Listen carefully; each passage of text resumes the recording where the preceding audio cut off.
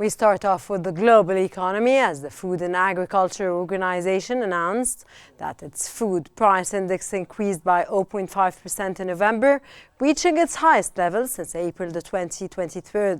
The rise was largely driven by surging international vegetable oil prices.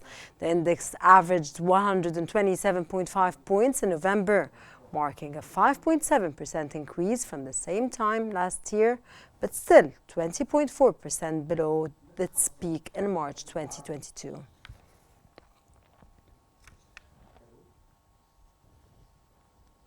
According to the latest global trade update by the United Nations Conference on Trade and Development, global trade is set to reach a record of $33 trillion in 2024, marking a $1 trillion increase and reflecting a 3.3% annual growth.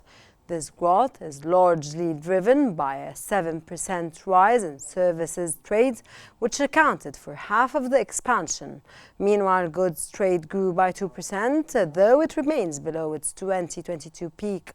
While developing economies face challenges, including a 1% contraction in imports and a decline in South-South trade, developed economies led the growth in the third quarter.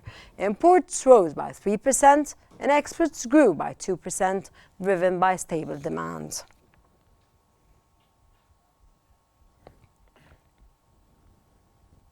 The World Bank announced raising $23.7 billion for its concessional lending arm, the International Development Association, aiming to generate a record of $100 billion in total spending power.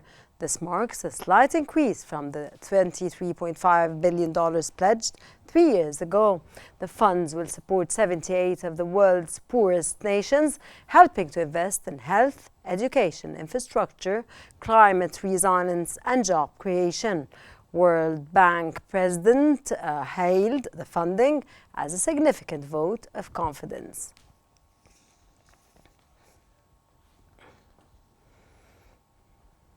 Moving to Europe, Eurostat reported that Eurozone productivity remained weak in the third quarter of 2024, continuing a long-standing trend. Per capita productivity was flat compared to the same period last year, while productivity based on hours worked rose by just 0.5%, half the rate of overall economic growth. The economy grew by 0.4% and employment rose by 0.2%, but challenges remain. Industry is in recession, exports are weak, and households continue saving instead of spending.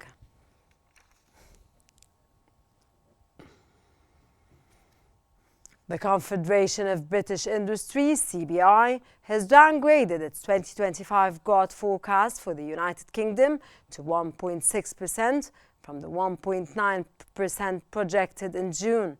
The 2023 growth estimate was also reduced slightly to 0.9% from 1.0%.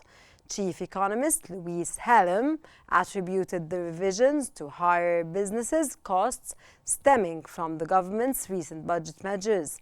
These include increased employers' social security contributions and a near 7% rise in the minimum wage from April. Hallam warned these changes could force businesses to raise prices and scale back hiring or investment plans, further straining profit margins already under pressure.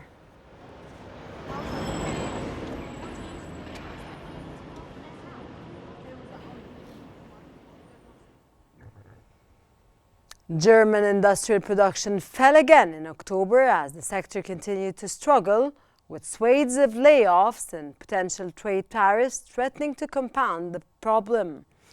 The Die Status reported that Germany industrial production fell by 1.0% to October, continuing its decline amid struggles in the energy and auto sectors.